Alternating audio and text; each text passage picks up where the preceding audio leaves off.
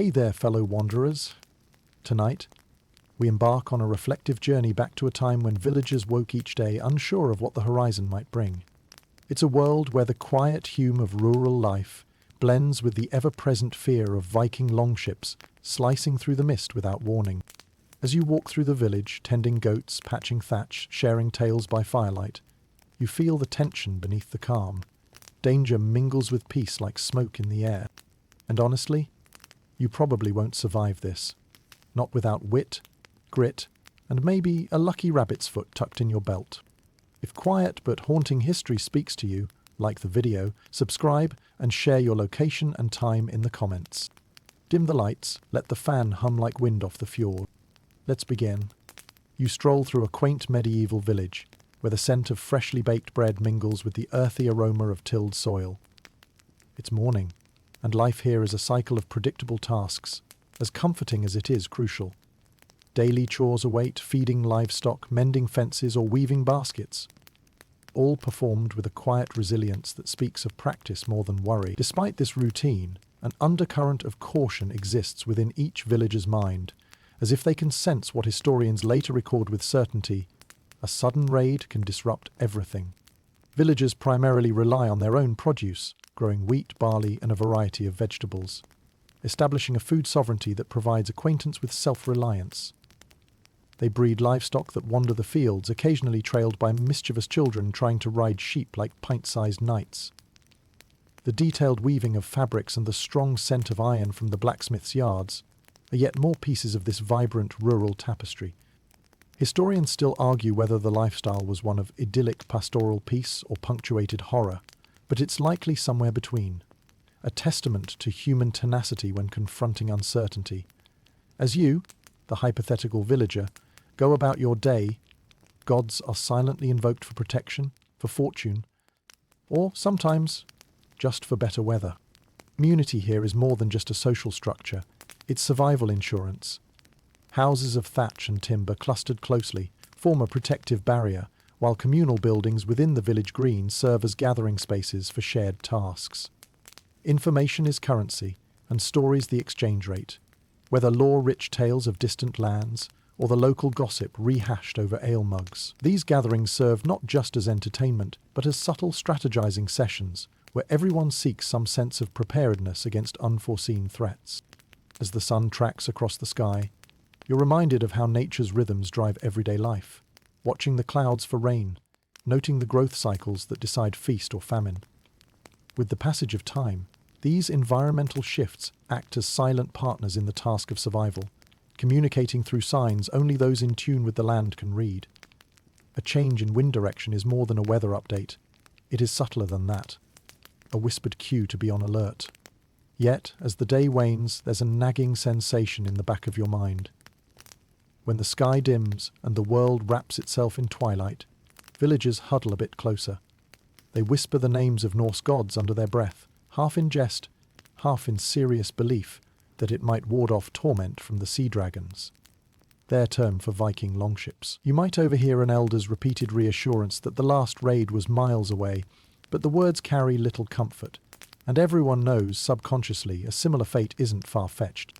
And so it is that each day in the village is dispensed with a measure of anticipation, a tiptoe existence between relative peace and disturbing calamity. Survivors of both Viking raids and time's inexorable passage would later weave these experiences into the very fabric of their collective memory, as insightful and as transient as dreams. Therein lies the blend of placid and vigilant, routine and readiness, a paradoxical coexistence. Tomorrow could bring the eager reap of a bountiful harvest, or it might herald the sudden rush to action, should the dragon-proud bows break the serene line where water meets land. Either way, life for now continues, perhaps because it must, perhaps because the villagers have learned that peace is not merely the absence of fear, but the skillful management of it. This careful choreography is the essence of survival, where each dawn brings tentative hope, and each dusk a temporary reprieve. Now, with dusk approaching, you find yourself growing weary alongside them, knowing how each day prepares you, perhaps unknowingly, for the raider's return. Rest well, and dream of gentle harbours and safe havens, assured that history carries your legacy forward with each sweeping tide. Imagine you're standing in a bustling port, perhaps in the city of Messina, Sicily, in October 1347. The air is charged with excitement as trading ships glide into the harbour, laden with exotic goods from the east.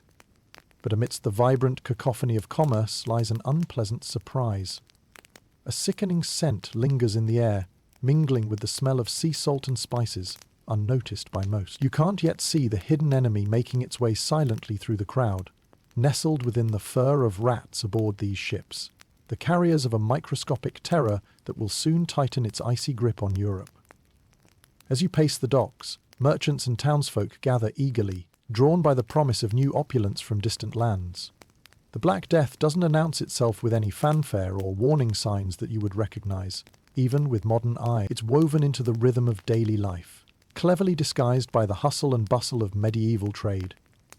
A merchant coughs, dismissing his ailments as mere exhaustion.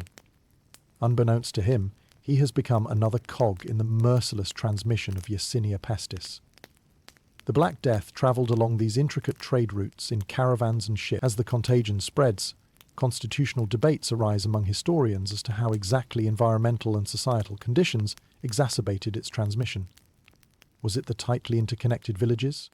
Or perhaps the increased agrarian workforce mobility? Either way, beware, the pandemic isn't confined to any single path. It's a sneaky hiker, always ready to hitch a ride into the next unsuspecting town. Trade routes, those ancient lifelines that broadened horizons, suddenly became arteries of destruction.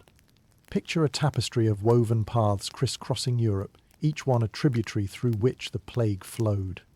The Silk Road, bustling with commerce, now functions unsettlingly as an expressway for disease, carrying infected individuals and rodents alike. While some historians argue about the specific vector responsible, the extent of its spread is undeniable. Feel the chill of travel in those times, the creaky ships swaying on turbulent seas, where every wave might bring uncertainty, the dark underbelly of progress.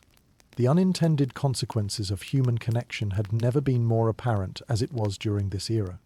Traders, adventurers, and pilgrims who once linked continents now inadvertently spread devastation, each step forward echoing with the malignancy of pestilence. The communion of cities once teeming with energy and exchange now finds itself trapped in a deadly dance with an unseeable partner. Merchants, unaware of the dire payload they carry, eagerly traverse from port to port, their transactions unknowingly giving the plague an ever-expanding stage on which to perform its grim play. As you stand in this throng, listening to distant chants or the clanging of church bells, there's a moment of tragic irony. No one realizes yet that humanity is on the brink of a transformative chapter, one that will see both devastation and rebirth. The tragedy of the situation lies in the cruel twist of fate. Every hopeful voyage for trade or pilgrimage is a potential vector for this insidious disease.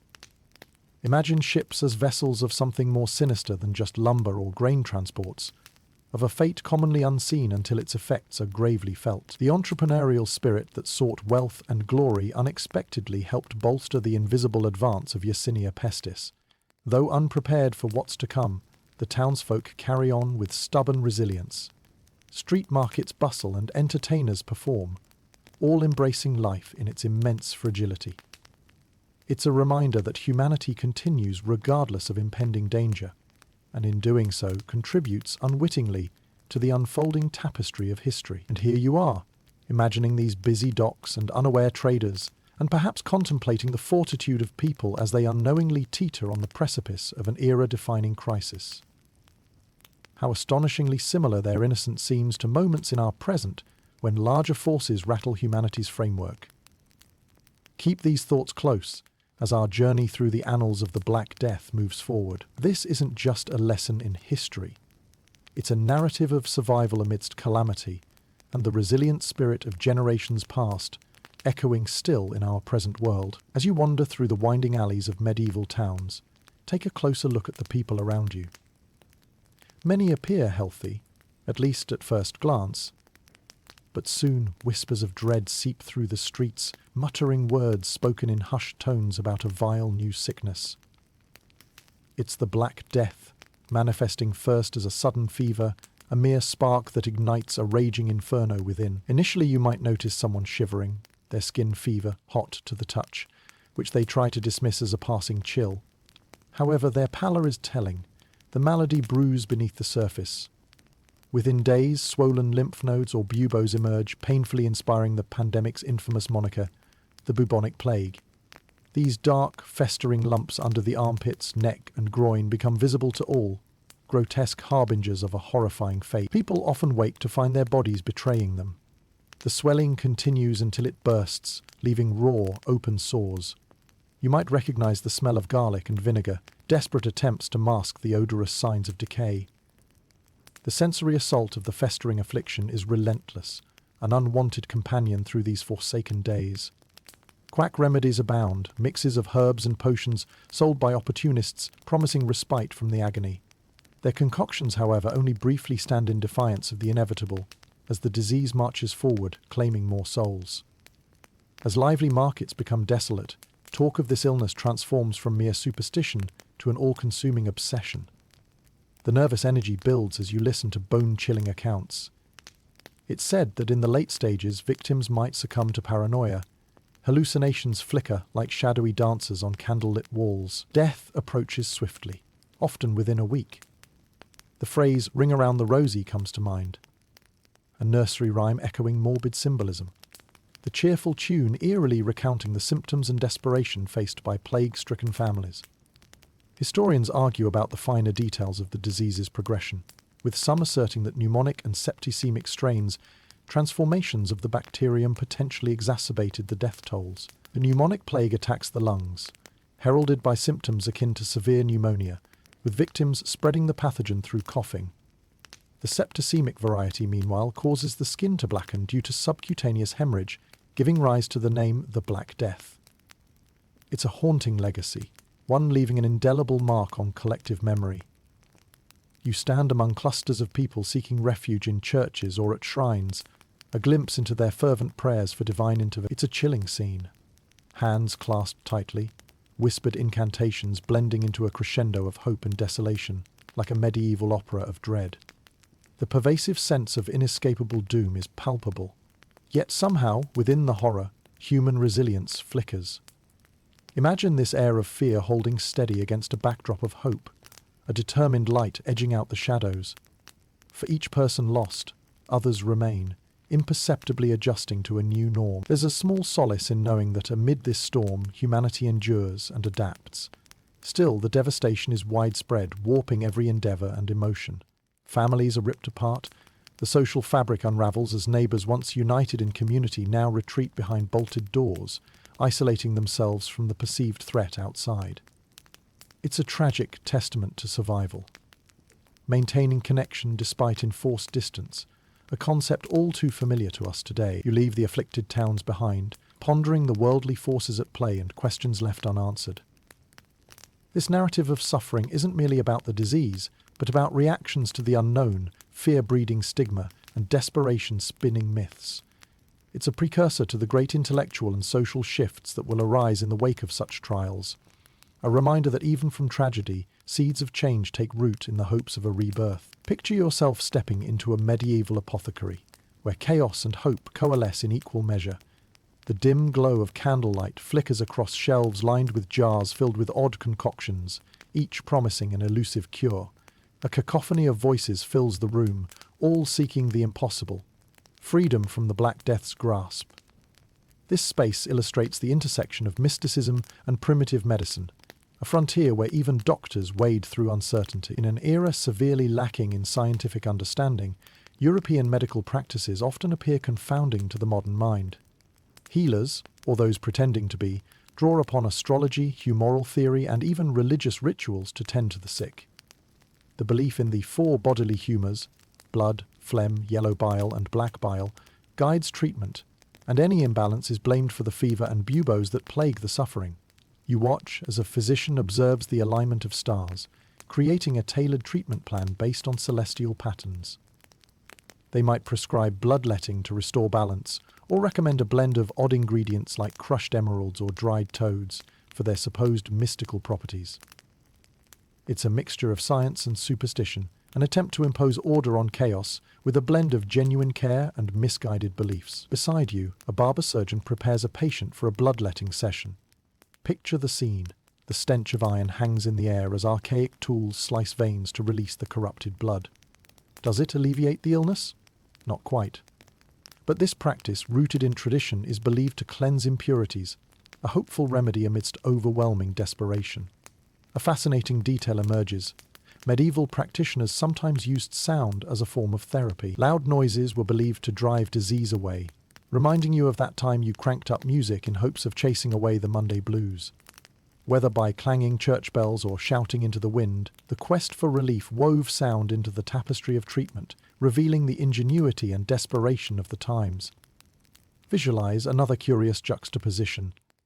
A monk murmuring prayers over the infirm, guided by faith as much as herbal lore. From friar's balsam to potions mixed with pulverized opium poppy, each remedy pledges tranquility and healing. But success is uncommon.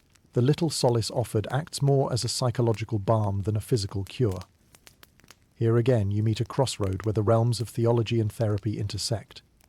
Priests and monks, esteemed as vessels of divine intervention, often lend their presence to bolster hope. People cling fiercely to their faith, understanding the plague as either a precursor to judgment or a divine test of resilience. Churches filled with soot-blackened icons echo with prayer, a profound backdrop to human endurance in the face of adversity. Then there are the quirky, enigmatic practices that rise to meet the tide of despair. Imagine the curious efforts to ward off the disease, rare amulets traded between hands and pocket, or the bizarre advice to drink molten gold. Such desperate measures accentuate the sheer lack of medical comprehension at the time. Humour, too, finds its place amidst the echo of suffering. Caricatures of pomander balls, often filled with aromatic substances to mask the stench of disease, conjure images of nose protectors shaped in jest, like today's novelty masks. The airy notes of lavender and rosemary mingle with laughter, possibly diffusing a sense of impending doom. Historians still argue whether these peculiar practices brought any real sense of hope, or if they deepened societal fears. Reflect on this debate as you navigate this landscape of befuddled medicine. Modern hindsight draws a clear line between fact and myth, but for you immersed in these medieval times, separating fiction from function proves difficult. You exit the apothecary, leaving behind an aura of crushed dreams mixed with unwavering hope, a testament to humanity's ongoing battle against nature with science and superstition interweaved. It's a stark reminder that in the absence of knowledge, courage emerges, fueled by an unwavering desire to mend what seems eternally broken. As you linger on these thoughts, consider the magnitude of progress since their time, the triumphs and trials on the winding road from medieval mysteries to modern enlightenment. The narrative of medicine mirrors that of human tenacity, an enduring contest against the unknown, shaped by each encounter with nature's enduring test. You find yourself transported to the bustling port city of Venice during the height of the Black Death. Here, the waterways wind through the heart of the city like veins coursing with both life and fear. Imagine watching from a distance as ships approach the docks, only to find no eager crowd gathering to greet them. Instead, there's an eerie tension, an invisible boundary keeping people at bay. This is an early instance of quarantine, a word born from the Italian quaranta, meaning 40. It reflects the 40-day isolation imposed upon arriving vessels in an effort to stem the tide of the deadly plague. Feel the isolation of ships floating just offshore, morosely swaying with the current as their ill-fated passengers are confined. These quarantined vessels become miniature worlds, pockets of muted fear neither completely of the sea nor the city. In the silence of these enforced laboratoires, the Black Death lingers, a penance for both merchant and sailor. You can almost hear the hushed whispers and growing fears among those on board, but it's the city that remains the antagonist by holding firm to these strictures of health. To the untrained eyes of the time, these measures offer more providence than caution, a belief in their protective power akin to an enchantment. On the streets, life is marked by a delicate balance between the need for connection and the necessity of separation. Canals flow with nervous humanity weaving through the day-to-day, citizens of Venice enacting a dance macabre of survival. Here the quarantine becomes a walled sanctuary within a chaotic world. Imagine safety stark against the spreading pestilence. The irony is poignant as you ponder this initial endeavour at public health. Though born of limited medical knowledge, the principle of quarantining hinges on sound logic that remains a tenet of disease control centuries later. It's a navigational star in an uncharted sea, a precedent for future generations grappling with the chaos of unseen threats, enduring yet evolving. As you meander through these introspective moments, pause to channel the apprehension of merchants who knew their wares and passengers awaited in limbo. Reflect too on the silent negotiation between epidemiology and economy, a dilemma still openly debated today: how to protect health without crippling commerce. For Venetians, the choice favouring health whispers hope in the face of desolation, training their resolve to fight a foe they barely understand. Quarantine measures extend beyond arriving ships to the beloved international travellers, their journey fraught with indignities as they rest outside the city bounds, evidenced by anecdotal stories passed down through generations. Some historians suggest the quarantine zone created a convivial and carnival-like atmosphere among those quarantined, a camaraderie spawned by confinement. The breath of ritual hangs heavily in the air. Bodies blessed for burial, funerals converted to hasty prayers. These sombre rites become a daily cadence, marking time as you walk parallel to those wary souls who navigate the balance between abandonment and hope. Communities bend but do not break under the stigma of the unseen. Instead, they collectively fortify their essence, adding rich threads to the tapestry of quarantine's history. During long watches of the night, as you stand on the starlit Venetian shores, speculation of various cures floats along canals like phantom spectres, lingering in alleyways and painting shadows on bridges. You hear the clamour of astral charts and incantations echoing through cloisters as physicians search for answers or consolation. Quarantine's impact unfolds gradually, surrendering to you an emerging narrative of resilience. While confinement births discomfort, it also nurtures innovation, nurturing seeds that echo onward through history. Institutions endure, communities transform. The juxtaposition of humanity finds balance anew, reaffirming its originality amidst adversity. You stand with dawning awareness, a witness to humanity's historical dance with resilience. Quarantine doesn't just become a procedural action. It transforms into testimony that echoes through years, preserving fragments of unity. Through this lens, reflect on the evolving cycles of trial and triumph, and acknowledge those collective steps that ascend from the ashes. Each quarantine reflects a poignant epitaph, a steadfast reminder of vulnerability surpassed by fortitude. Now, picture yourself amidst a medieval procession, not of traders or pilgrims, but of flagellants. A group of fervent believers wading through both desperation and faith as they strive for salvation from the Black Death. They march rhythmically, their paths set through villages and towns, their presence a stark manifestation of the era's spiritual turmoil. As they make their pilgrimage, the gloomy chorus of hymns fills the air, rich with a sense of solemnity and penance. The flagellants have taken divine intervention into their own hands, believing physical penance might spare them from the pestilence. Watch them walk with determined steps, clad in simple robes, some even bare-chested, their skin marked by welts inflicted in earnest self-flagellation. The rhythmic thwack of whips serves as a percussive chant, echoing their belief in suffering as a form of religious devotion. Each lash is a cry to the heavens, pleading for mercy from a divine source that seemed as distant as the stars. You observe this with a mixture of curiosity and disbelief. The flagellants embody humanity's attempt to negotiate with fate through extreme spirituality. Their practices inspire both awe and skepticism among onlookers. Imagine villagers gathering to watch these grim parades, many joining momentarily, drawn by hope or fear of divine retribution. Others shy away, suspecting heresy or madness. Their ritualistic expression, a substitution for agency in the face of relentless death, holds its sway over a society desperate for solace. It's a strange mixture of religious fervour and communal catharsis, balancing over community tension against faith's capricious benevolence. Their endurance tells stories of times when the supernatural felt intertwined with life's ebbs and flows in ways modern rationality often eschews. Historians still argue whether the flagellants' fervour proved more harmful than hopeful. Some suggest their actions spread panic, contributing to fear and unrest in already fragile communities. Others argue they provided a psychological balm, a collective response channeling anguish into a focused, even if controversial, effort. Feel the palpable tension in towns visited by these gripped believers. Authorities and religious leaders grow anxious over potential anarchy. Who can predict whether such ardor might ignite rebellion? Here and there you overhear grumblings. Some wary whispers turn into warnings. The church, whose power wanes amid failing explanations for the plague, eyes the flagellants uneasily. It's a reminder of the delicate balance between order and chaos, how at the fringes fervent spirituality might tip from healing into hysteria. You witness a fragmented era where faith plays sinister chess against despair, both vying for dominion over human actions and hopes.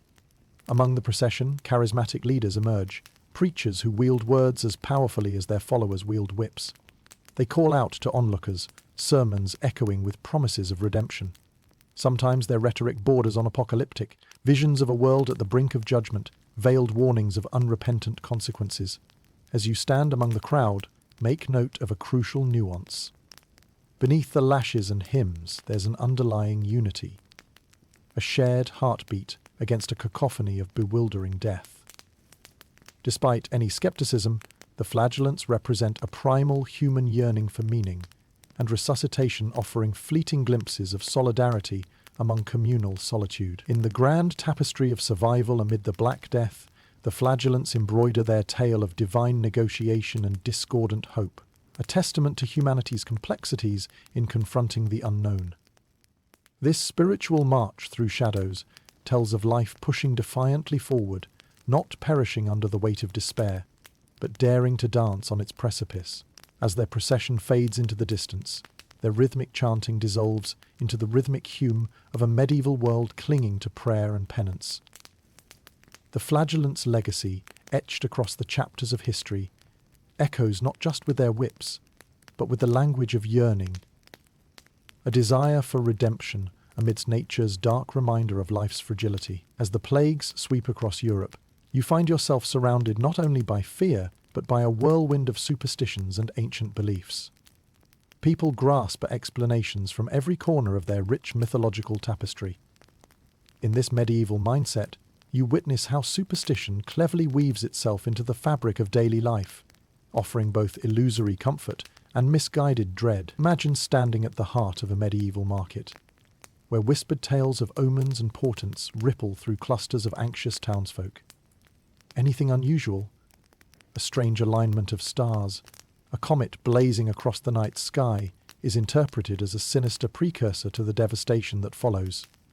You can almost hear the collective intake of breath as folks tentatively point upwards, attributing celestial phenomena with foreboding significance. In the absence of scientific understanding, myths and legends flood the imagination.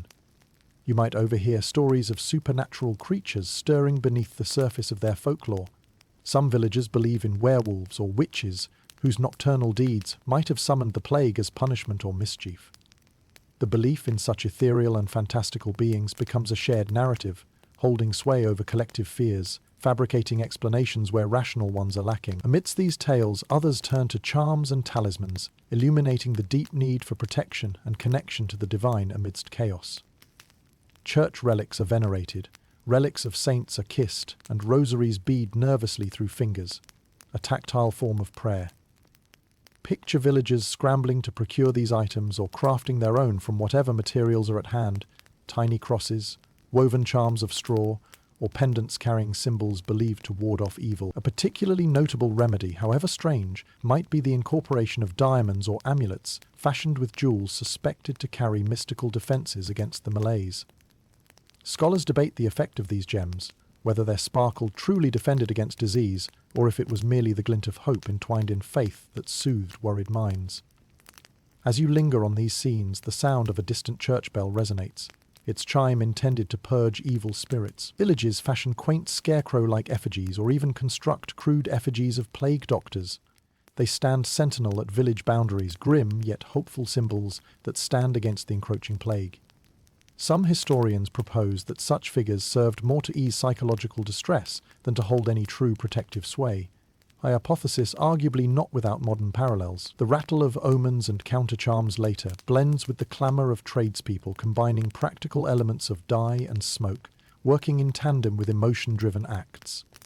Remedies like carrying aromatic herbs, lavender and mint, tucked in sachets and worn on the person, become scent-based shields against the poison-spreading air, a nod to the bygone belief in miasma. While you wander through this tapestry of superstition, consider whether these practices loosen the grip of despair or if they breed a spiral of unverified fears that might contribute to social unraveling. A scholar might hypothesize that these instances provided a varied tableau where society tried wearing faith against facts, practical improbabilities as armor. Judgment would be folly, for in the heart of despair, the sparks of creativity occasionally illuminate truths. Amidst the abundance of beliefs, one can't deny the intrinsic power of storytelling within these spaces, uniting communities against the faceless plague. Gargoyle animations unfold within kaleidoscopic legends. The grim becomes lively, conceptually morphing tragic perception into vibrant, semi-hopeful habitations, evidence of the storytelling human spirit refusing capitulation. As you meander through the medieval mind's imagination, bask in its fluid dynamic where fact, fiction, fear and fortitude intermingle. Superstitions arise not from preposterous frivolity, but from the deep-seated quest for comprehension and command over nature amid terror's reign. It's a vivid testament to the complexity of human response to the incalculable unknown stories of shadows, carved beautifully before the dawn's light of reason can emerge. As you slip into the everyday life of medieval Europe, a world emerges that teeters on the edge of oblivion, yet somehow clings to routine. Despite the horrors of the Black Death unfurling, people still attempt to go about their business, prompted by basic needs and the stubborn persistence of daily existence. Imagine bustling streets, where life begrudgingly moves forward, each cobblestone echoing with both fear and fortitude. In the heart of these communities, markets remain open for commerce, albeit with fewer vendors and more tentative exchanges. Picture yourself navigating these spaces, fragrant with the smell of fresh bread mingled with the sharpness of herbs meant to combat miasma. Merchants shout their wares over the subdued murmur that pervades the crowd. The cheerful chaos of barter and sale is a symphony desperately striving against the silent discord beyond. Yet, there's an undeniable shift in interactions. Handshakes are hastily withdrawn, and one detects a new wariness in every deal struck. The usual jovial banter is tinged with unease as people instinctively avoid lingering too close, and you catch scattered whispers about those fallen sick overnight. In other corners of life, you might wander into workshops where artisans continue their crafts. Imagine craftspeople huddled over their workbenches, sculpting, weaving, or painting, with an intensity that speaks more about distraction than dedication. Craft becomes both ventilation and solace, a momentary escape from brooding anxieties. The power of creation takes on an even more poignant hue when the fragile nature of life is so sharply illuminated. As the recognizable hum of labor continues, gatherings pivot around coping mechanisms distinct to this era. Storytelling becomes a shared remedy, where rich sagas and myths are recounted around hearths or in open courtyards beneath watchful stars. These tales weave histories with vibrant threads, serving as both distraction from present woes and guidance through moral ambiguity.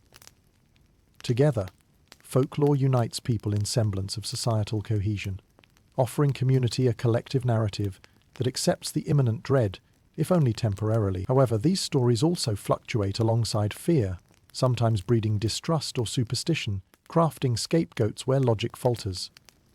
Literacy remains rare, so much of this remains oral, spoken into the wind like a hopeful incantation.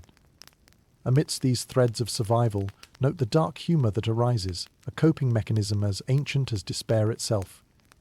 Iconic plague humor emerges, lightening despair with humor's rebuking glow. Jest in the form of quips regarding everything from medicine's clumsiness to leech maladies, braiding laughter with lamentation. A doctor walks into a town and leaves with more sickness than he cures, one might jest, though such laughter sometimes carries an edge, balancing noble essence with razor-sharp pragmatism. Observe, too, the artistic explosion as both artists and poets grapple with the present turmoil. Through the lens of creativity and imagination, art transforms the mischievous macabre. Of dance macabre emerges in stark woodcuts or chilling manuscripts, offering metaphorical dramatics to spine-chillingly delineate humanity and mortality's unsettled dance. A cadre of painters and composers seek to etch emotion in colours as vivid as their times are, capturing both ephemeral and the eternal. As you witness this resilience, don't lose sight of the tangible structure that mirrors chaos, the architecture of contagion, if you will. Homes go from communal dwelling to fortified islands, families isolated within their tightly knit bounds. Despite the forced separation, innovations surface. Local councils implemented rudimentary distancing efforts, spacing on streets or dividing vendors by their wares to thin crowds. These efforts echo the instinctual, the adaptive, refined into rudiments of public health.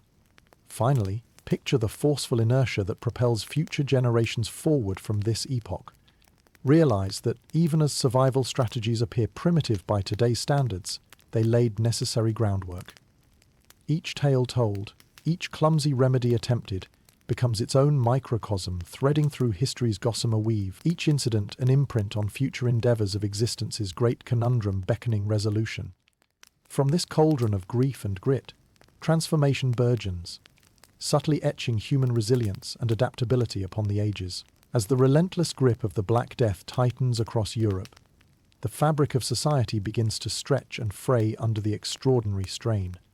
Economic structures, which once thrived on the bustling activity of ports, markets and trade routes, now crumble like sand slipping through fingers.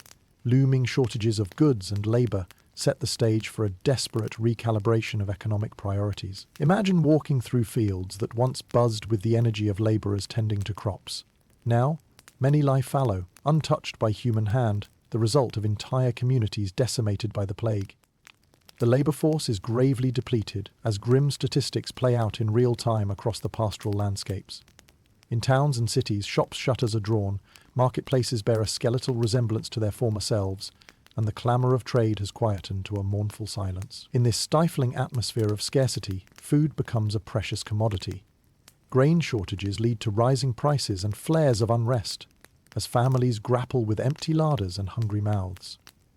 Feel the weight of desperation in the air, the way it seeps into every interaction at a busy marketplace, where measuring scales no longer tip but teeter. You'll notice, too, the change in social dynamics. As demand for labour grows due to the shrinking workforce, surviving workers find themselves in an unprecedented position of power. Artisans, labourers and peasants once tethered by feudal obligations realise their newfound leverage can command better wages and conditions. Villages that have teetered on the brink begin to sense possibility in the fallout, a potential shift in societal norms on the horizon. Historians often debate whether these initial economic tremors planted the seeds for the gradual dissolution of the rigid feudal system that dominated medieval Europe. The leverage gained by labourers could be seen as a precursor to a broader social transformation, an egalitarian whisper amid the traditional cacophony. Yet, you won't be surprised to discover that not all dynamics end on an optimistic note. Landowners and nobility, faced with depleted incomes and diminished tenant numbers, seek to consolidate power. Regulations known as sumptuary laws emerge as an attempt to keep class distinctions clear, dictating what people of various social standings can wear or consume, curious rules that seem laughable today, yet speak to an era desperate to impose order in chaos.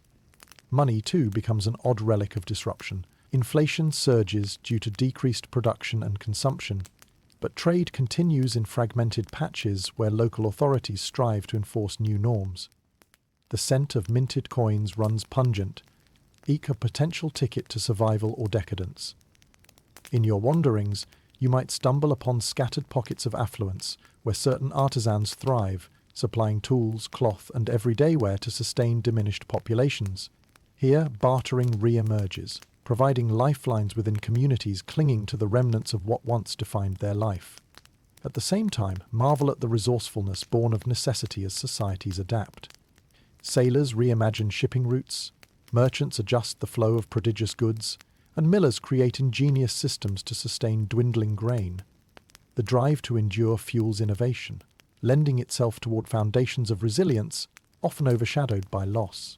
However, not all shifts are for the better. In some corners, a resurgence of opportunism intertwines with exploitation. Merchants profiteer, taking advantage of heightened demand for remedies and protective charms. These elements illustrate how crisis can bring out both the best and the worst in human nature. A delicate dance you're intimately familiar with even centuries later, winding through the labyrinth of survival. Glimpse the flickers of change, each a candle stubbornly burning against the night's howl.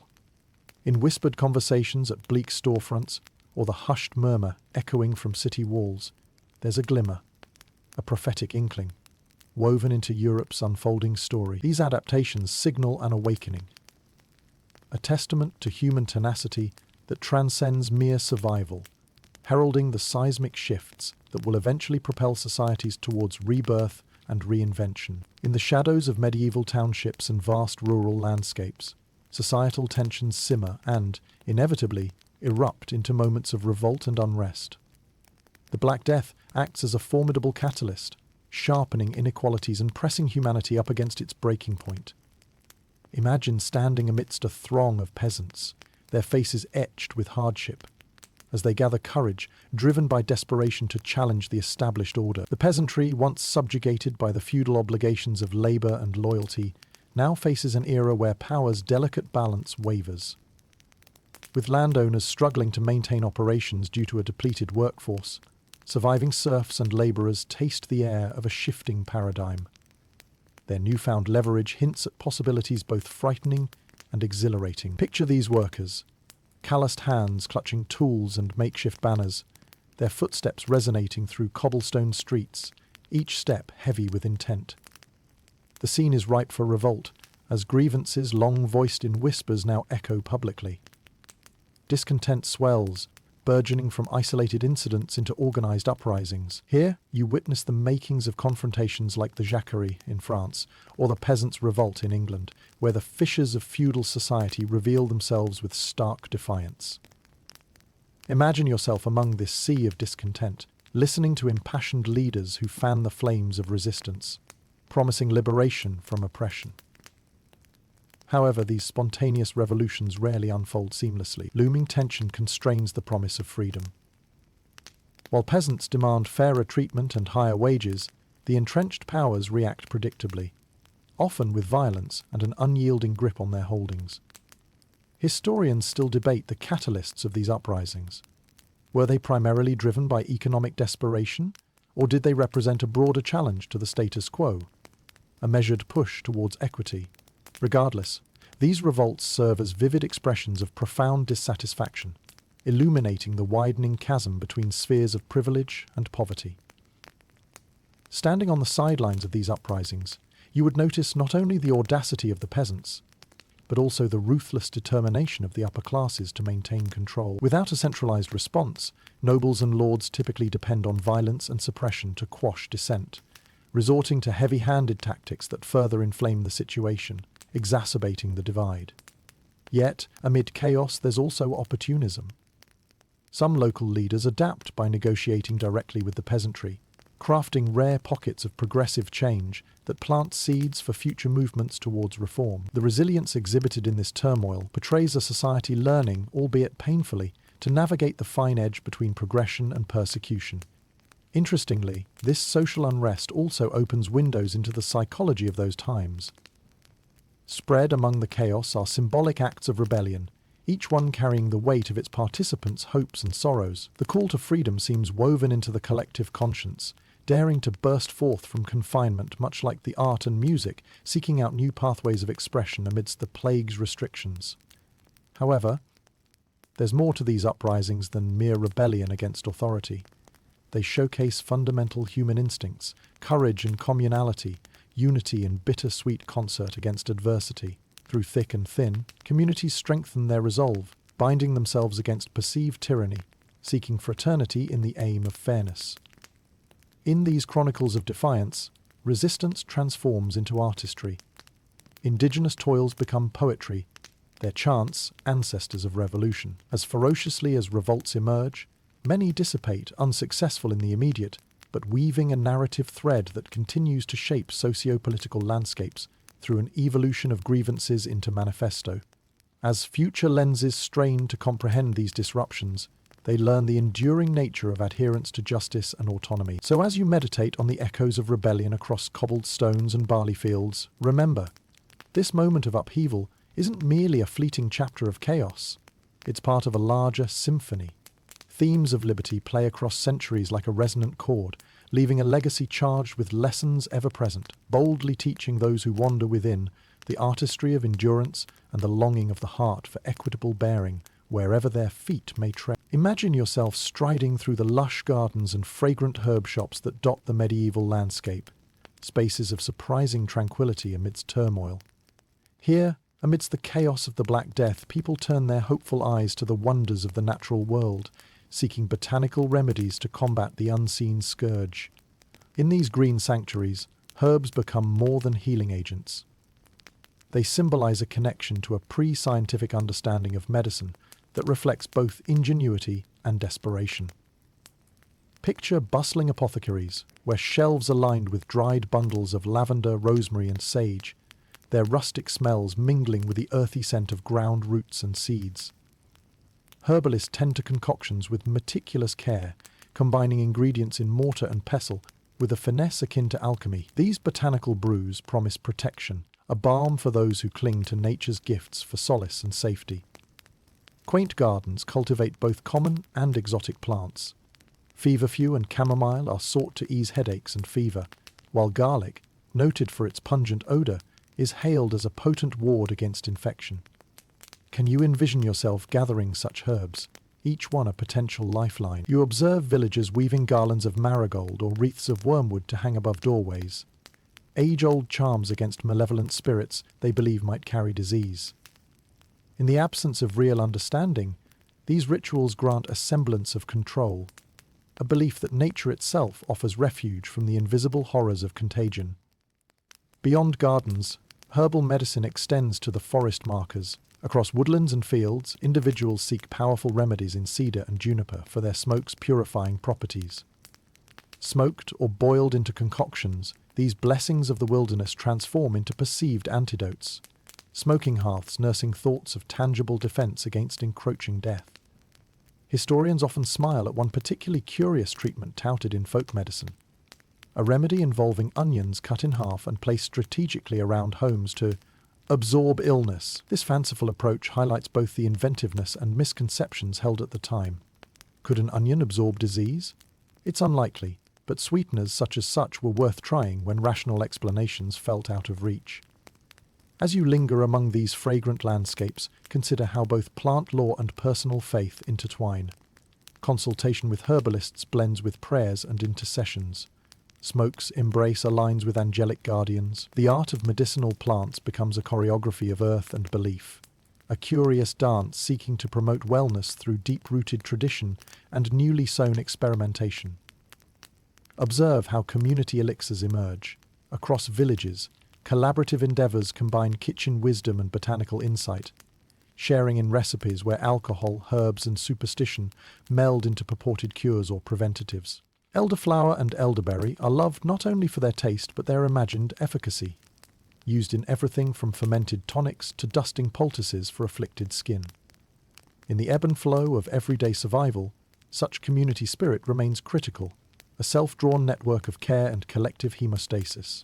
Remarkably, some of these botanical practices contain echoes of understanding that will one day mature into modern-day pharmacology. Willow bark, for instance, with its pain-relieving properties, would eventually lead to the development of aspirin, a testament to the enduring relationship between humans and the natural world. In these moments, you cannot ignore the fleeting joys that these herbal remedies bring. For a moment, inhaling the sharp scent of thyme or mint offers reprieve, a calm against the clamour. Amidst crisis, find comfort in how earthbound traditions intertwine with anecdotal hope, the fusion pointing towards an assertion that life's continuance will find its steadfast pursuits. As you step from these verdant havens back into the broader breadth of the plague-stricken cosmos, carry the lessons of these botanical endeavors, a vivid tapestry of human resilience and creativity. In this symbiotic relationship with nature, humanity persists not by surrendering to despair, but by growing, harvesting, and believing that within the world's green heart lie threads capable of stitching together a future worth surviving. Drifting further into the realm of resilience during the plague's dominance, you encounter one of the most iconic symbols of this era, the enigmatic figure of the plague doctor. Picture the long, narrow streets of a bustling town, and there, moving quietly but with purpose through the throngs, is a strange, spectral figure clad in black robes and a distinctive beaked mask. The image is as striking as it is unnerving, a surreal embodiment of both fear and desperate hope. These plague doctors, tasked with treating the afflicted, are part medical practitioner, part embodiment of the mysterious forces of nature that no one quite understands. Their peculiar garb, a wide-brimmed hat, long coat and gloves, serves as an early form of personal protective gear. Yet it is their beaked masks, stuffed with fragrant herbs like mint and lavender, that truly captivate your attention. The masks resemble the beaks of birds, creating a bizarre silhouette against the medieval skyline. The use of herbs in the beak is more than just an olfactory shield against the pervasive stench of illness and decay. It's based on the miasma theory, a belief that disease spreads through bad air, especially the foul odours associated with decay. It's a curious solution, somewhere between superstition and practicality, reflecting humanity's fledgling attempts to understand and combat disease. In a sense, these doctors were the unwitting pioneers of what would evolve into epidemiology and protective medicine. Imagine crossing paths with one of these eerie figures. Their presence, both fearsome and reassuring, offers a beacon of hope to those crippled by the plague.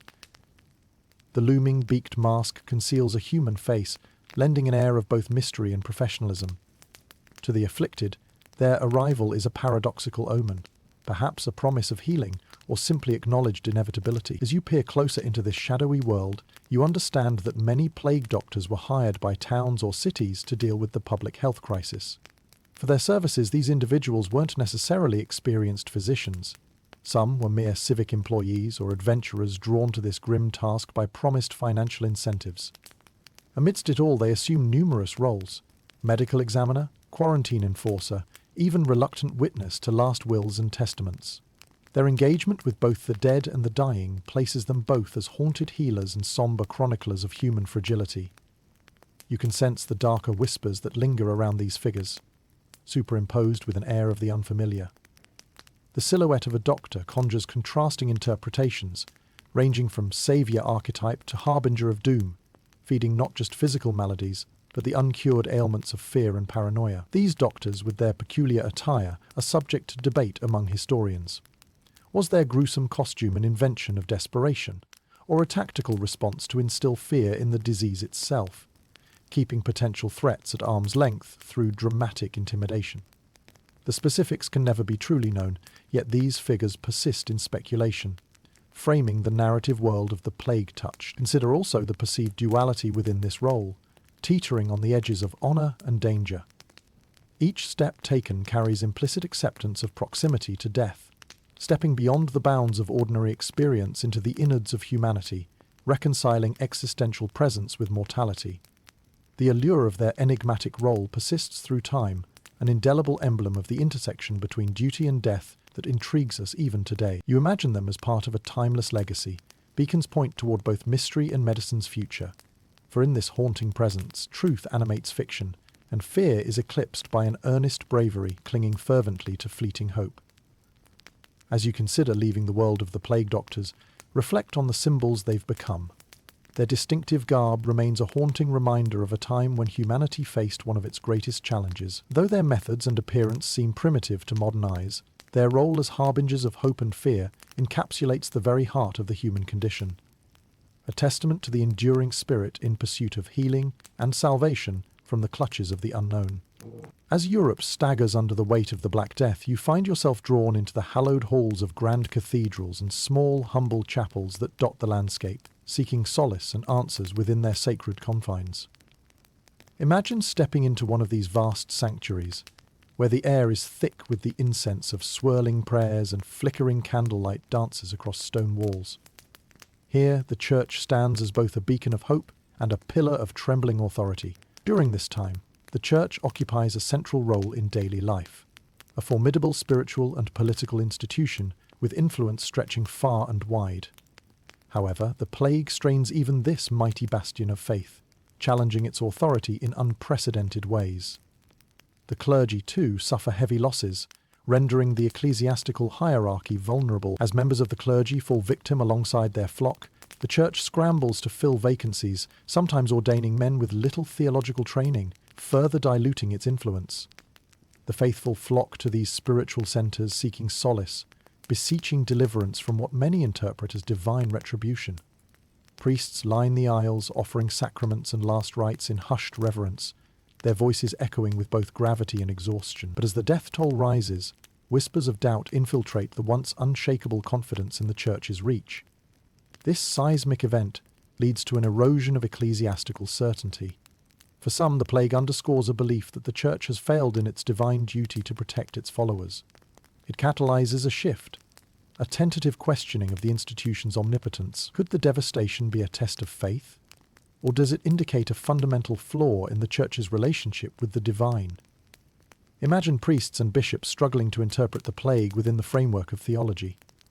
Some preach that the Black Death is indeed a scourge sent to cleanse the world of sin, using fire and brimstone rhetoric that unsettles as much as it consoles. Others adopt a more compassionate tone, urging repentance while offering consolation and solidarity. Within the church itself, debates rage as leaders strive to reclaim and adapt their narrative amidst evolving congregational needs. Historians still argue whether these internal schisms and critiques fueled the seeds of future reformation or merely illustrated survival through adaptability. This crisis of faith has the effect of democratizing spirituality in subtle waves. More individuals turn to personal prayer and local saints, fostering a nuanced dialogue between the individual and the divine that sets the stage for evolving philosophies. The art and architecture of the time reflect this complex relationship between fear and faith. Frescoes often center around apocalyptic themes, gripping with their raw depiction of suffering and redemption. In one corner of a chapel, you might find a mural capturing sinners and saints embroiled in battle, while celestial guardians flank the faithful. These artistic expressions become teaching tools, grounding ethereal beliefs in visual narratives that both terrify and reassure. Beyond the walls, religious processions weave their way through town squares, a public display of faith meant to ward off the divine wrath wielding the scythe of the plague. People carry relics and images of saints, their eyes lifted heavenward in earnest supplication. Yet amid these oscillations of divinity, a quiet resilience pervades. Individuals rediscover spiritual strength within themselves, stepping out from behind the monolithic shadow of ecclesiastic mediation. For those seeking certainty, such manifestations of collective faith leave an indelible mark. The Church's efforts to engage with its followers, guiding them through cataclysmic moments, speak of institutional adaptability, a powerful force acutely aware of its need to remain rooted despite shaking foundations. As you exit these places of worship and reflection, contemplate the enduring significance of this transformative chapter in spiritual history. The toll inflicted by the plague compels the ecclesiastical body toward introspection, continuing to influence its relationship with followers for generations. This period becomes a catalyst, igniting spirited dialogue that set humanity on a path toward spiritual evolution, a narrative flowing through time's river with a potency still felt today.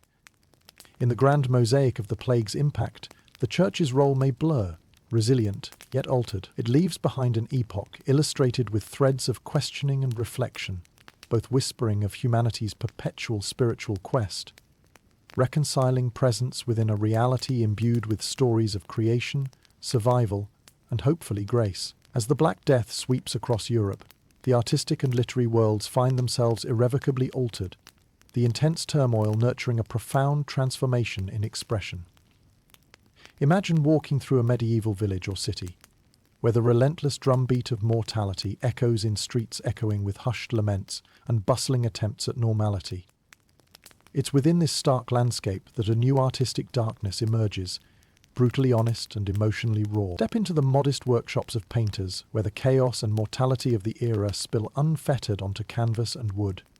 Artists begin to explore themes of death and salvation with unprecedented candor, their creations oscillating between the morbid and the sublime.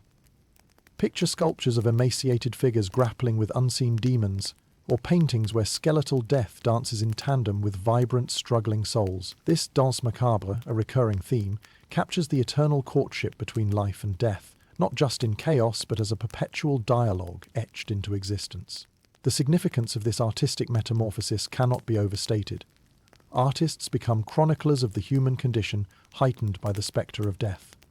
Amidst their vivid colours and dark shadows lies an empathy and immediacy that transcends language and time, reaching toward today's viewers with poignant resonance. In corners frequented by writers and poets, you hear murmurs crafted into rhythmic epitaphs. The written word takes on profundity sharpened by a world on the brink. Poets pen verses where hope plays hide-and-seek with despair, documenting humanity's dance with doom, capturing moments where laughter and tears bleed into each other. While mainstream historical fact holds that works such as Giovanni Boccaccio's The Decameron reflect both escapism and realism, scholars often explore whether oral traditions and regional literatures adapted similarly profound or less lethal outlooks.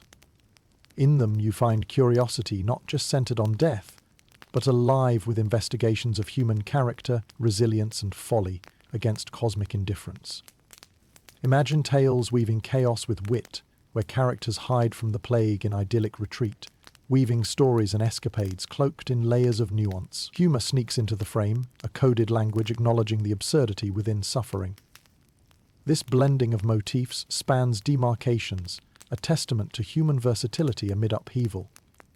Even as the grim reality of the plague looms, laughter serves as humble defiance, a reminder that joy can still be found in shadowy peripheries of despair. Exploring the streets further, the sounds of music offer solace, a bridge transporting souls beyond the ruins surrounding them, ushering listeners toward a momentary reprieve. Within cathedrals, chants become contemplative symphonies, harmonizing spirit with survival.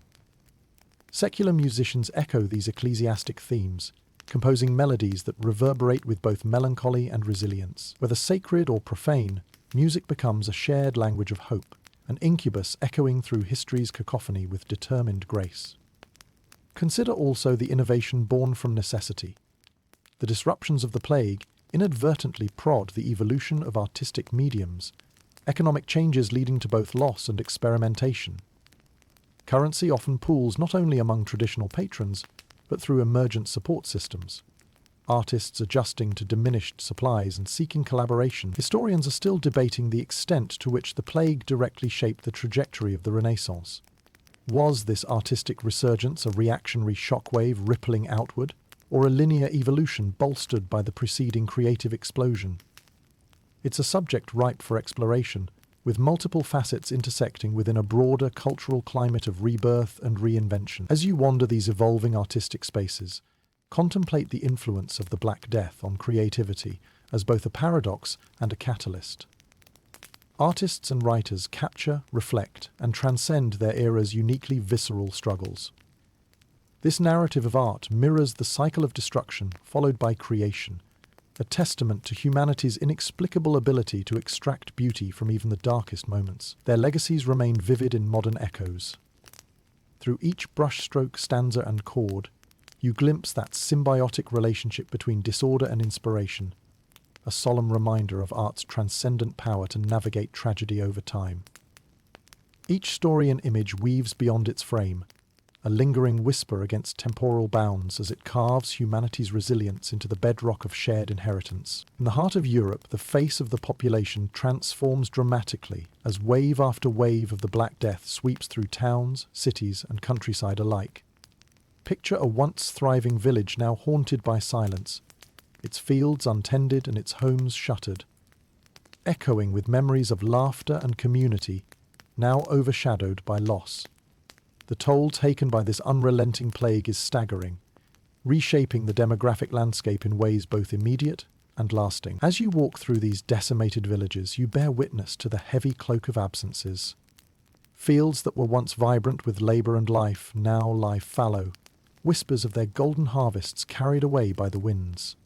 Churches that once overflowed with worshippers stand eerily quiet, interrupted only by the faint echo of chimes that continue their liturgical duty in remembrance. Entire families, lineages, and communities vanish under the shadow of the plague. The sheer magnitude of mortality reshapes the collective consciousness of society. From bustling cities to small hamlets, populations seemingly vanish overnight, leaving behind shells of settlements that echo with the unspent potential of lives cut short. The scale of human loss is profound, with estimates suggesting that the plague claimed up to half of Europe's population. This demographic disruption reverberates through all levels of society, touching everything from economic systems to social structures. Consider the ripple effect of these abrupt absences on medieval economies. With fewer hands to work the land, agricultural production suffers, leading to food shortages and compounding the existing hardships faced by survivors. The depletion of skilled labour also challenges the progress of trade and craftsmanship, as workshops struggle to fulfil demands with diminished manpower. Yet, amidst this loss, new opportunities arise for those who remain. Labour becomes a coveted commodity, granting those able to work newfound bargaining power and the potential to reshape their social standing. Historians often ponder whether these profound population shifts served as pivotal stressors, prompting changes that would eventually catalyse societal evolution. This post-plague landscape may very well have sowed the seeds for the dissolution of feudal structures, edging Europe closer toward the complexities of future social transformations and greater individual agency. As you walk through these transformed towns, observe the impact of such sweeping change on personal and communal identities.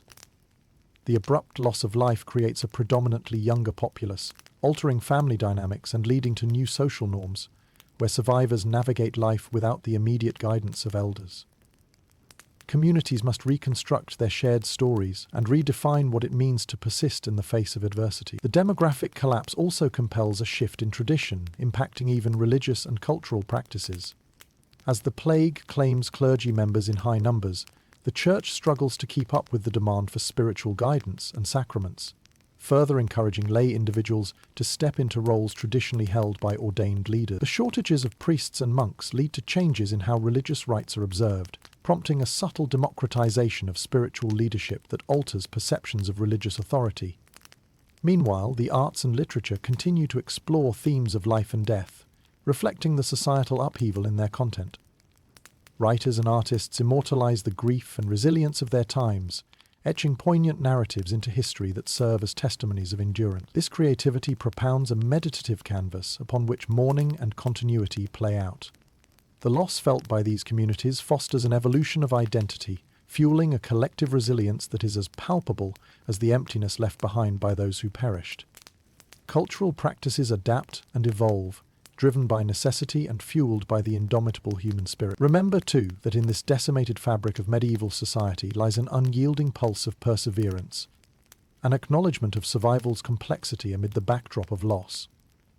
As your journey through this landscape draws a more profound understanding of the demographic impact of the Black Death, take solace in the inherent resilience of humanity. Recognize that out of these shadows emerges the light that guides future generations, a tapestry stitched together with threads of grief, adaptation, and relentless pursuit of hope.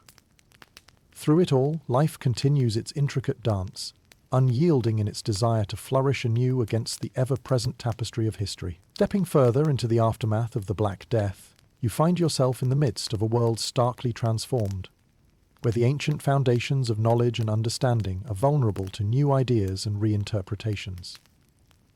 The plague, relentlessly ravaging the population, acts as a powerful catalyst not only for demographic change, but for intellectual shifts that rip open the seams of medieval thought. Picture scholars gathering in darkened chambers, surrounded by musty scrolls and tattered tomes, once stalwart references now questioned in the light or shadow of recent travails.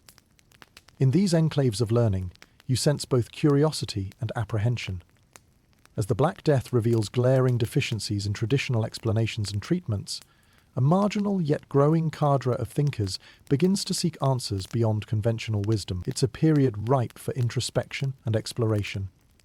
What was once accepted without contest now invites scrutiny. You watch as medieval scholars dip tentative toes into inquiries tempered by observation and necessitated by survival, challenging the status quo with less fear and more audacity. Ancient Greek and Roman texts, long overshadowed by theological frameworks, experience a necessary resurgence as pioneers look for insights outside clerical explanations. Within the tapestry of transformation, paradigms begin to shift, from supernatural to natural, one of the first tremors in a sequence of intellectual upheavals. Some explorers of knowledge even dare to whisper questions about the natural world's mechanics, its relationship to humanity, and the potential for manipulation and understanding. there's a sense of excitement as frameworks depreciate, creating a fertile ground for a nascent pursuit of empirical evidence. Consider the rise of empirical approaches in medicine, as curious practitioners and herbalists, those who predecessor alchemists and precursor pro-scientists, begin documenting observations, attempting to draw links between symptoms and treatments with new rigor. Though still enmeshed in superstition and rudimentary understanding, this shift towards inquiry marks a departure from divine determinism. Simultaneously, philosophies of humanism begin to probe at the fabric of existence, pondering the place and purpose of humanity within a vast and often bewildering world.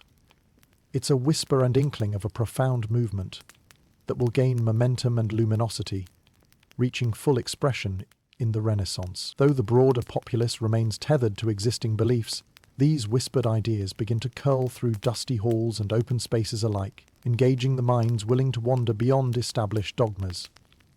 Historians often debate about the nature and extent of these intellectual stirrings, how much they were directly stimulated by the Black Death, and how much they simply accelerated existing undercurrents. Was the plague a mere accelerant for change that might have inevitably blossomed? Its role, however tangential, complicates the narrative, presenting a what-if scenario as alluring as it is elusive. Amidst blistering challenges brought to bear on established knowledge, one element remains unchanged: the human propensity to reason amid crisis. This period marks a harbinger, shedding light on the profound shifts within European thought that turn and eventually unfurl into seminal awakenings. Out of the debris of traditional knowledge emerges a new narrative, one where inquiry becomes not a threat, but a beacon, guiding discussions through convoluted paths of survival. Amidst this intellectual tumult, ordinary individuals also exhibit skepticism toward authority. After all, the expectancy of divine intercession has been tested and found wanting by the calamity of plague. The effect trickles down, influencing craftspeople, artisans, farmers, and merchants alike, who are prompted to adapt age-old practices for survival in ways increasingly led by practical necessity rather than handed-down tradition. The seeds of transformative knowledge planted during this time germinate slowly, destined to evolve into broader frameworks that question, shape, and redefine people's place in the world. It embodies the promise of beneficial knowledge birthed from trial and chaos, a reminder that within destruction lay the potential for creation, standing resolute against the canvas of uncertainty. As you continue your journey through this labyrinth of the past, remember the delicate juxtaposition between human fragility and enlightenment. Embrace the lessons offered by this turbulent time as a testament to humanity's resolve in seeking clarity amidst the shadows. It's a quiet reminder that, through inquiry, courage, and imagination, even the bleakest epochs hold the potential to usher in discovery and insight that illuminates the vast tapestry of human endeavor. As you weave through the tapestry of medieval society during the plague years, you pause to consider the unexpected and often overlooked roles animals played during this time of turmoil. The Black Death, a great equalizer of sorts, affected all creatures, large and small, weaving a complex relationship between humans and the animal kingdom that both exacerbates and reveals the intricacies of survival. Imagine the bustling streets of a medieval town, teeming with the usual clamour. Except that now, an often unseen but critical participant, the rat, unwittingly carries a dark payload. These small, nimble creatures become harbingers of doom, infested with fleas harbouring the deadly Yersinia pestis bacterium. Visualize the close quarters, the interaction between people and pests, as rats scuttle unseen, an integral part of life that now links humans to the relentless spiral of contagion. As you consider these scenes, realize that for medieval society, animals are not mere companions. They form the backbone of agricultural life, partners in labour from the ploughing fields to the loaded caravans transporting goods across trade routes. Yet, it's their less apparent roles that shift into the light during such crises, casting an eerie yet critical focus on how interconnected ecosystems truly become. While rats bear the brunt of popular blame for the plague's spread, dogs and livestock assume a different station, embodying both practical and mystical roles. Animals like horses or oxen, prized for their toil in fields and transportation, take on a heightened significance. They become vital lifelines, sustaining economic activities and symbolizing resilience amidst decline. You find tales that depict how, amid food shortages, Animals are both threatened and protective assets. Communities navigate this dichotomy, faced with tough decisions whether to slaughter stock for immediate sustenance or preserve them for future harvests. This tension reflects the perpetual balancing act of need versus sustainability, a struggle mirrored in countless aspects of human endeavour. Intriguingly, medieval tales often cast animals in mystical, sometimes heroic roles. Some accounts depict dogs, recognised for their loyalty, as informal therapeutae, providing comfort to the suffering and guiding souls on their final journey. Their presence reinforces humanity's innate connection to nature, comforting in its continuity even when the environment becomes a harbinger of chaos. Cats, too, are praised and vilified in turn, seen as both protective spirits and agents of witchery. These perceptions colour the medieval landscape, threading an ephemeral belief system into the fabric of hardship. Yet, beyond folklore, practical applications emerge. The instinctual use of animals to detect illness, anticipate weather shifts conducive to farming, or fend off intruders in times when trust trembles. It's a peculiar intimacy, one preserved within petroglyphs, oral histories, and along the cloisters where monks recorded such accounts. Whether through affection, utility, or fear, animals play an additional role in shaping cultural narratives, embodying archetypes often seen in illuminated manuscripts and folk tales. The juxtaposition of reality with artistic elision weaves its way through medieval consciousness, revealing an evolution of thought surrounding this deeply interwoven existence. Animals, in their myriad roles, become symbols of both daily struggle and enduring companionship amid plague's ravages. When lines between safety and peril blur, they illustrate the fluidity of existence, breathing reminders of nature's enigmatic influence, its penchant for unpredictability straddling human comprehension with both terror and grace. Historians delve into this interplay, debating whether the zoonotic dimensions of the plague invite a deeper understanding of medieval human-animal relationships beyond mere survivalism. They ponder whether this era's animal narrative informs modern attitudes toward environment and biosecurity, posing potent questions about adaptive ethics less distant than assumed. So, as you continue your way through this epoch's intricacies, carry the knowledge of these unsung participants who bore silent witness to humanity's greatest trials. In their presence, consider how animals reflect mankind's inevitable dance between control and coexistence, a profound lesson in humility imparted by nature's often overlooked emissaries. Let this be a pause, a moment of reflection on those invisible strands threading human lives to the vast web of life that binds Earth, reminding us of the myriad ways connection and compassion sustain through adversity. As you continue to wander through the transformed landscape of plague-stricken Europe, your attention turns to the powerful currents of blame and misinformation that swirl around the Black Death. In a world desperate for explanations, where fear eclipses reason and the unknown breeds suspicion, the human inclination to seek scapegoats emerges with chilling consequences. Imagine standing amidst the crowded marketplace, where hushed whispers and furtive glances pass among the fearful public. People clutch at straws, striving for some sense of control over the incomprehensible devastation befalling their world. In this fertile ground of fear and superstition, misinformation spreads as quickly as the plague itself, entangling truth and myth in a treacherous dance. In the absence of scientific understanding, blame is cast like a wide net, ensnaring various groups and individuals perceived as other. The Jewish communities, already marginalized by entrenched prejudices, become prime targets. Accusations of well poisoning and black magic surface, fanning the flames of long-standing anti-Semitist sentiments. You witness how panic metamorphoses into persecution as pogroms erupt across the continent, driving ancient hatreds into violent expression. Historians still debate the underlying motivations for these scapegoating tactics, pondering whether they stemmed from deep-seated bigotry, economic greed, or simply the need to make sense of the incomprehensible. This climate of suspicion and fear feeds on itself, sometimes even pitting communities against one another as neighbours turn inwards to protect their own from the perceived threats beyond. Yet you also see individuals and leaders striving to counter these currents of distrust. Certain city officials and religious figures attempt to dispel falsehoods, urging calm and compassion amid the chaos.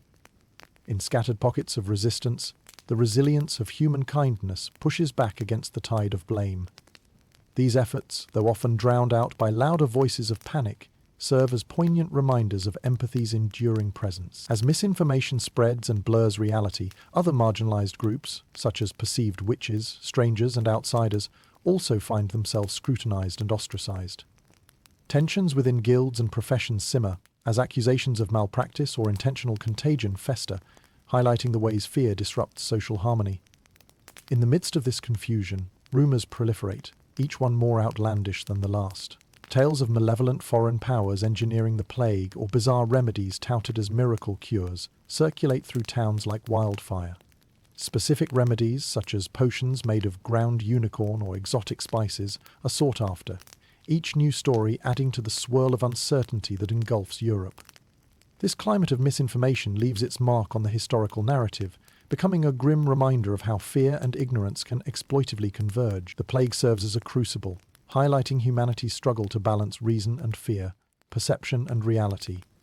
Amidst this darkness, consider how knowledge becomes a beacon, albeit dim, guiding those few brave enough to seek truth amid shadows.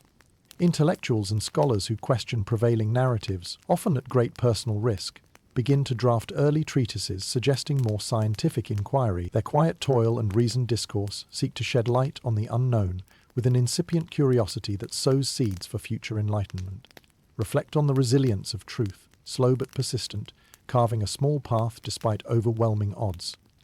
While harsh and pervasive misinformation reveals its ability to divide and incite violence, it also underscores the inherent value and critical need for accurate understanding as a foundation for societal cohesion. Ultimately, stand back and observe how humanity stumbles through this morass of misinformation, fumbling toward an uncertain future with hope that wisdom will emerge.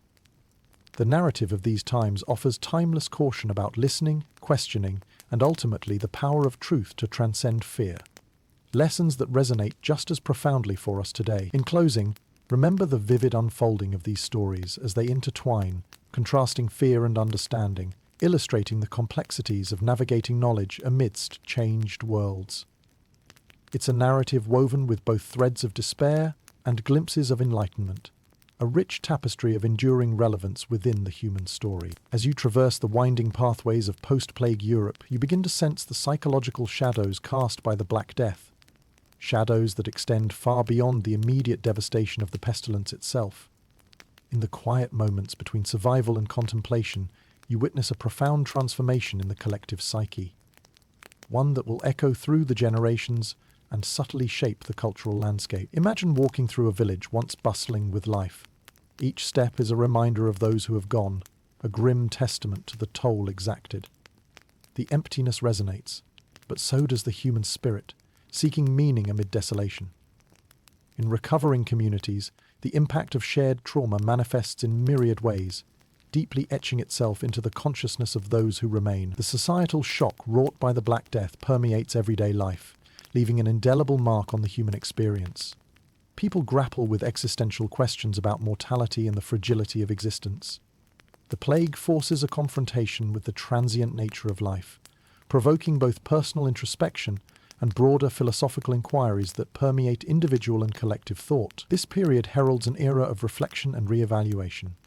As survivors navigate their grief, some respond by embracing worldly pleasures with newfound urgency. The spectre of death kindles a desire to seize the day, spurring indulgence in arts, feasts, and experiences that affirm life. For others, the psychological aftermath cultivates a deepened spirituality, a search for solace in faith, ritual, and community, in attempts to make peace with the incomprehensible. Historians are intrigued by whether this confrontation with mortality directly influenced the cultural and intellectual shifts that blossomed in subsequent decades. Could the trauma experienced be seen as a necessary catalyst, fueling the fires of the Renaissance with its emphasis on humanism, innovation, and the quest for knowledge? It's a question that continues to spark debate, even as it enriches our understanding of history's interwoven dynamics.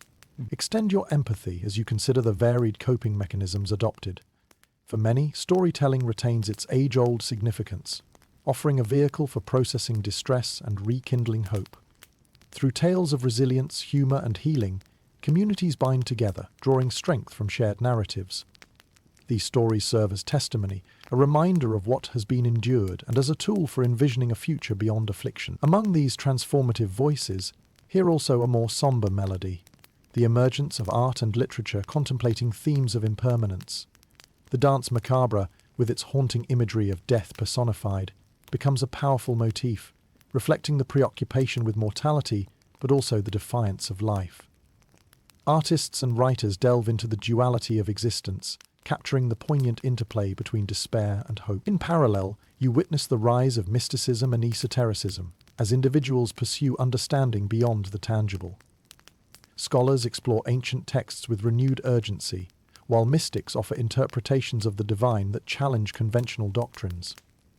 This spiritual awakening, spurred by crisis, encourages exploration beyond established religious boundaries, kindling a thirst for new perspectives. At the heart of this period lies the potent mixture of fear and resilience, a transformative journey from survival to introspection. The parallels with modern psychology are striking, where shared trauma becomes an opportunity for growth, fostering increased empathy, adaptability, and innovation. Consider how adversity, when faced with courage, can inspire change, laying the groundwork for futures that reimagine the possibilities of human potential and connection. As you linger on these reflections, take solace in understanding that, through darkness emerges light, a testament to the undying human spirit. Therein lies the legacy of the Black Death, not solely in its devastation, but in the psychological awakening that ultimately illuminates paths of resilience and renewal. Embrace this journey as a reminder of our capacity to endure and transform, etching our narratives of strength and hope onto the scrolls of history. In the shadow of the immense tragedy wrought by the Black Death, you find that the seeds of hope and pragmatism have quietly taken root. Emerging from the depths of despair, communities have slowly begun knitting together new frameworks designed to prevent future catastrophes. As you stroll through towns and cities gradually reclaiming their vibrancy, you can sense this collective commitment to health and safety, blossoming into tangible measures aimed at shielding against potential threats on the horizon. Imagine standing at the heart of a medieval town where public health initiatives cautiously unfurl. With hard-earned wisdom gleaned from the devastation, societies look toward organized responses to mitigate the impact of future outbreaks. A nascent understanding of sanitation, quarantine, and communal responsibility gradually solidifying into practice. In cities like Venice, the establishment of maritime quarantines has planted ideas that blossom into more structured health policies. Picture yourself near the bustling docks, the air filled with the smell of salt water mingled with the liveliness of trade. Here, the system known as quarantena takes root. 40-day isolations for ships and their crews, an early foray into understanding contagion management that will evolve through centuries. This focus on sanitation extends to urban environments as well.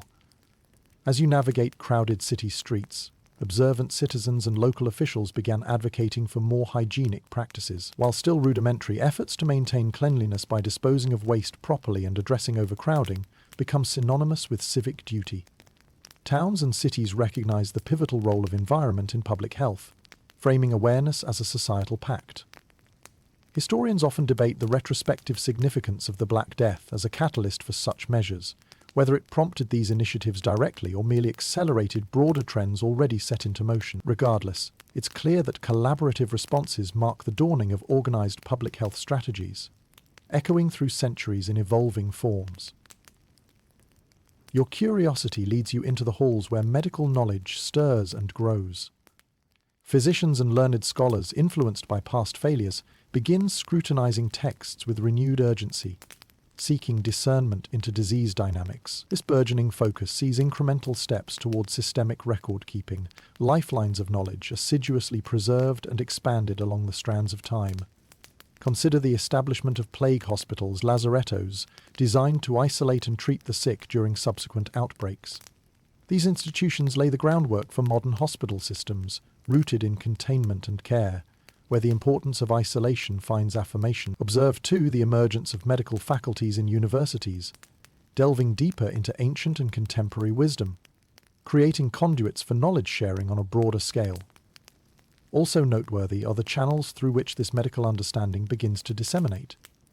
Folios and manuals propagate revised treatments and preventions, a democratization of knowledge expanding away from cloistered scholars into mercantile, agricultural, and lay networks. As this knowledge spreads, it equips communities to navigate potential crises with greater empowerment.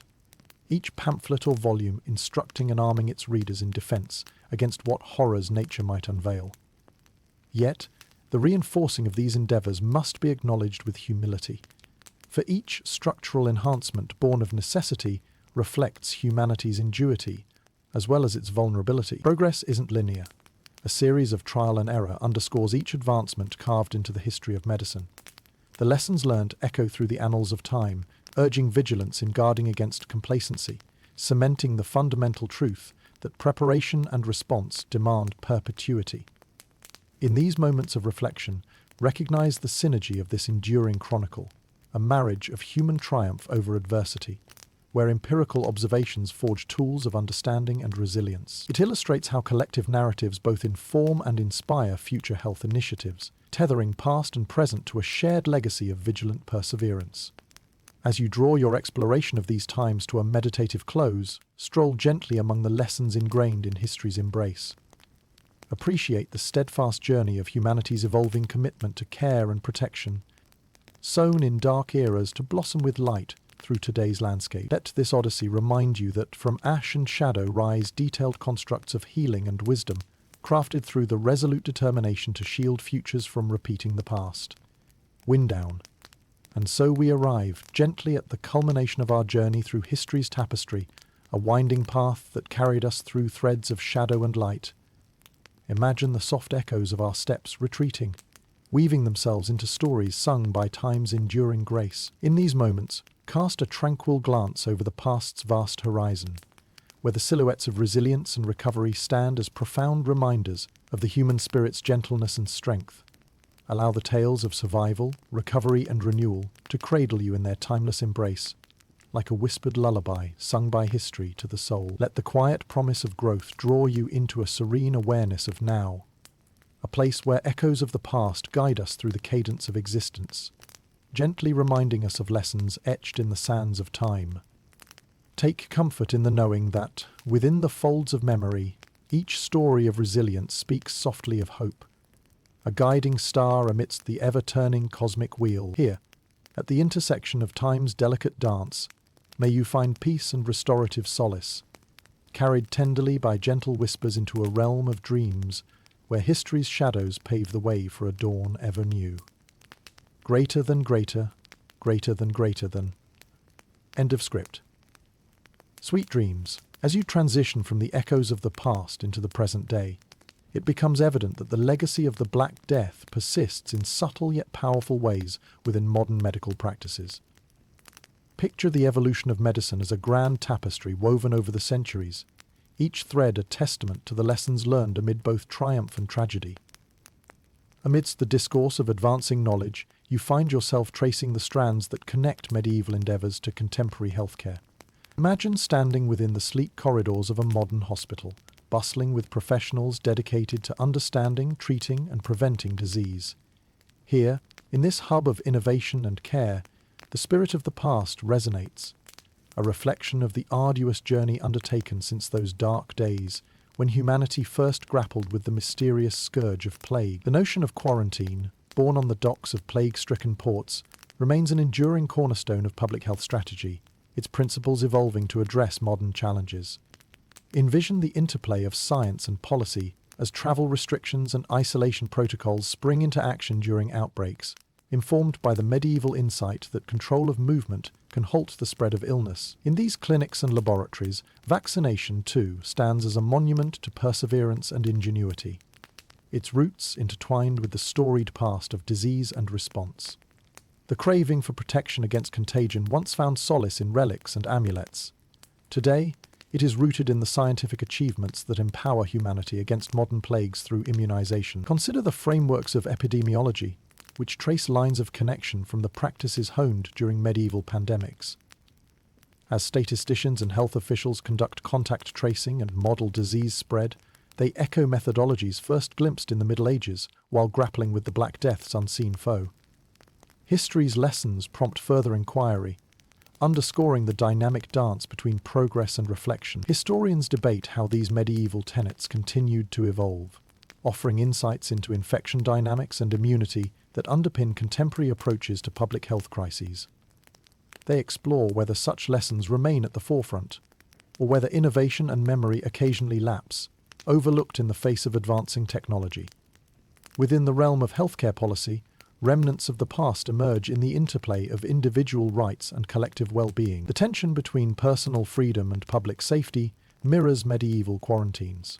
It's a reminder of how society continuously negotiates balance and coexistence, ever improving and recalibrating the rulebook of world health. As healthcare professionals harness data, technology, and scientific method to tackle disease, the spirit of observation, witnessed during plague times, lives on. The treatments and protocols today are built on the backs of their medieval forebears, their dedication to observation and record-keeping laying foundations of modern research methodologies. The global reach of such practices is striking. Collaborative networks mirror the shared threads that spread the Black Death, but now with a promise of healing over harm. Medical communities transcend borders not with tragedy, but with solidarity against common biological adversaries. A testimony to learning not from fear, but from compassion. You'll find that modern medicine does not merely revere its history, it reflects an evolution. A metamorphosis guided by experience into a future of ever-expanding knowledge. Tradition and innovation blend within sterile labs and hospital wings, where each lesson from the past enriches the journey toward greater health security.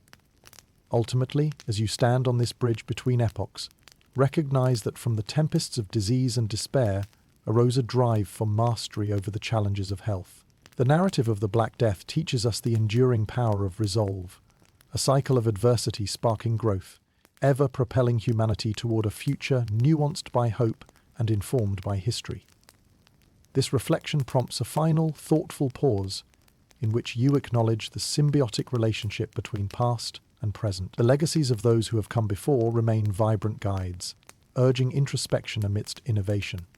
A serenade of continuity from which the healing stories of the world continue to unfold, guided by insight gleaned amidst both shadow and light. As the heavenly tapestry of time unfurls, the shadow of the Black Death continues to haunt the world in episodic tales of plague resurgence.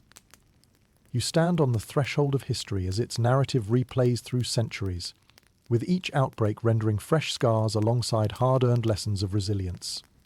Envision communities on edge, memories of past devastation haunting those who brace anew against the stealthy advance of illness. Fast forward to periods following the initial wave of the Black Death, when Europe encounters new plague outbreaks intermittently through the centuries.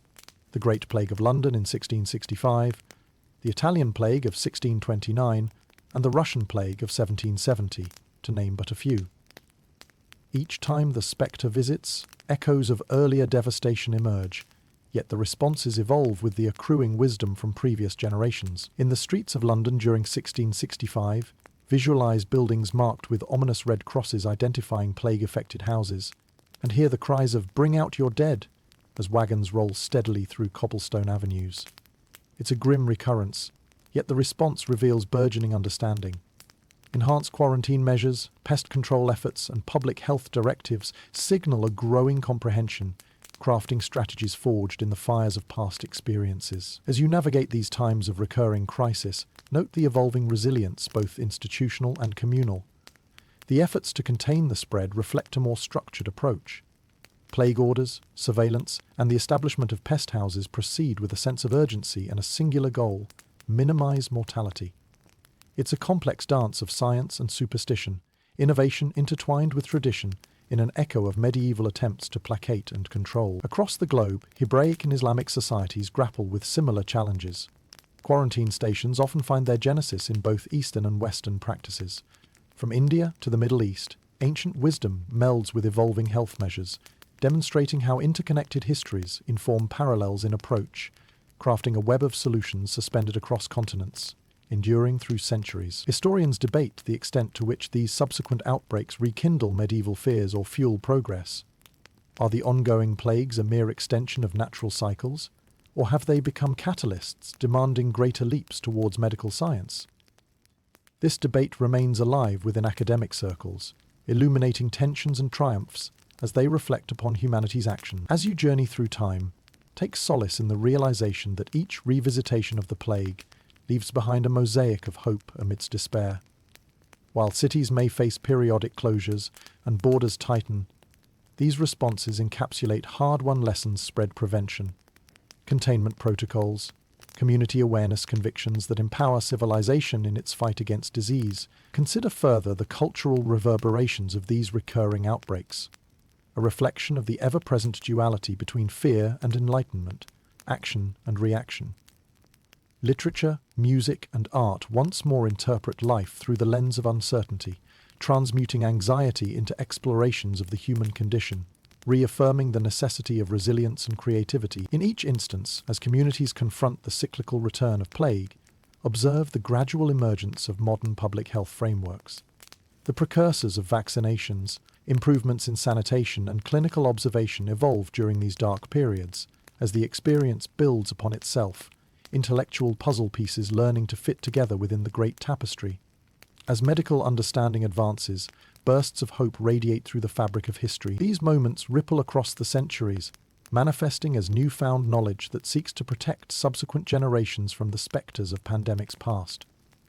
Finally, cast your gaze forward with meditative contemplation, letting this journey through repetitive cycles of plague remind you of the resilience and ingenuity ingrained in the human spirit. Humanity's narrative dances from shadow to light, churning adversity into progress, an eternal rhythm offering solace amidst uncertainty as the world navigates its spiral through time, forever emboldened by a legacy forged in the crucible of challenge and triumph. The legacy of the Black Death, woven through time and space, continues to captivate scholars, scientists, and storytellers alike, those who seek to unravel the mysteries surrounding one of humanity's most profound adversaries.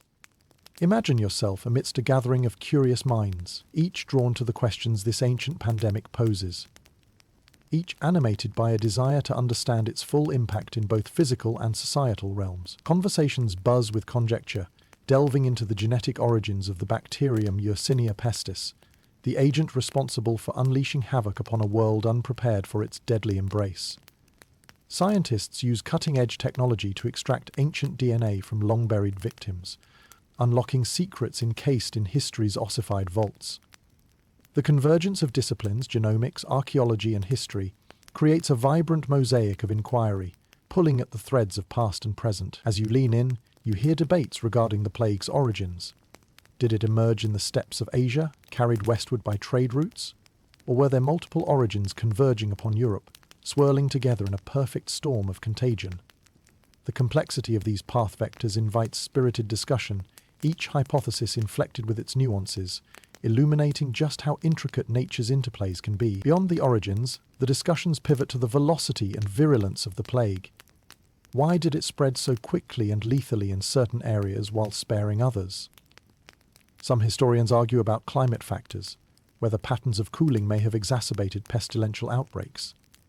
Was an ecobiological formula behind the disease's devastating efficiency? Or was it merely a case of human mingling being met with the whims of natural selection? Compounding this discourse are the tantalizing queries into lasting effects and immunity. Could descendants of plague survivors bear genetic markers offering protection against future contagions? Evidence of a dance between disease and response repeated across ages. It's a hypothesis that tantalizes geneticists, inspiring modern investigations into the breadth of human adaptation and immunity in the wake of historical challenges. As you mingle within these academic echoes, narratives of resilience and reaction emerge as potent themes. Those who dwell in this realm venture into social history, seeking to understand how shared trauma becomes a bridge for cultural transformation. Did the Black Death indeed sow seeds for more inclusive ideologies, contributing to emergent Renaissance humanism? Or did its dark legacy set in motion a cyclical anxiety perpetuated through descending generations? Scholars from contrasting perspectives weigh these inquiries, framing each debate both as a metaphor for resilience and a canvas for projection. Did the shared agony foster cohesion, generating enhanced community structures and shifts towards civil liberty, implicitly positing new paradigms against the certainty of mortality? The dialogue enriches varying dimensions and interpretations, each illuminating divergent strokes across an eternal canvas. In this kaleidoscope of inquiry, the search for truth becomes a beacon of hope, each answer revealing a new question, like a philosopher's stone wielded against the shadows of ignorance. Thought leaders convene symposiums, publish papers and books, perpetuating a legacy of learning, inherited from those who first weathered great storms, sharing knowledge with new generations curiously inclined to affirm knowledge's permanence and its enriching burden. As this exploration draws you further in, appreciate how these debates serve as a clarion call, not only challenging existing paradigms, but celebrating human inquiry. Across disciplines and continents, through labs and libraries, history becomes not merely a narrative of past afflictions, but a vibrant testament to intellectual pursuit in action, driven by the quest for understanding against static scepters of time. So, as the pages turn and dialogues persist, let these revelations guide you through history's turns, a confluence of past whispers and present wisdom bearing witness to humanity's continuous journey. Within ongoing debates lie the seeds of forever illuminating futures.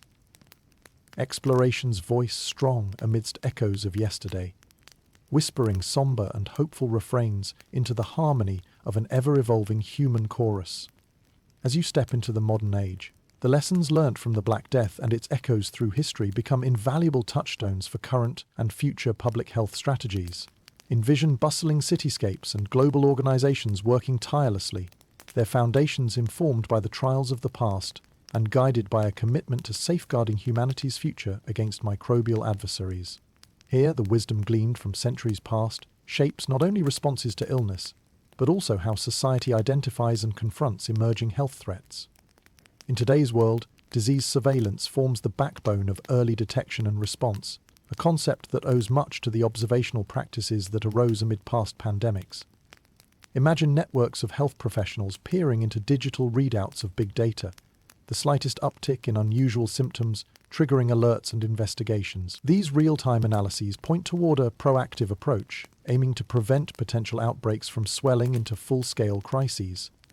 Picture public health officials examining areas where disease outbreaks have occurred, guided by practices and protocols honed through history's crucible.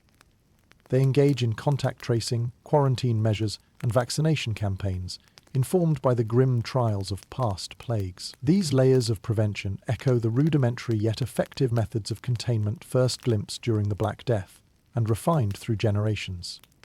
In hospitals and laboratories, modern technology provides unprecedented insight into pathogens, a far cry from the mysticism and rudimentary understanding that once characterized medieval medicine. Scientific advancements in genetic sequencing allow for the swift identification of pathogens, while research on vaccines and antiviral treatments proceeds with unparalleled urgency and precision.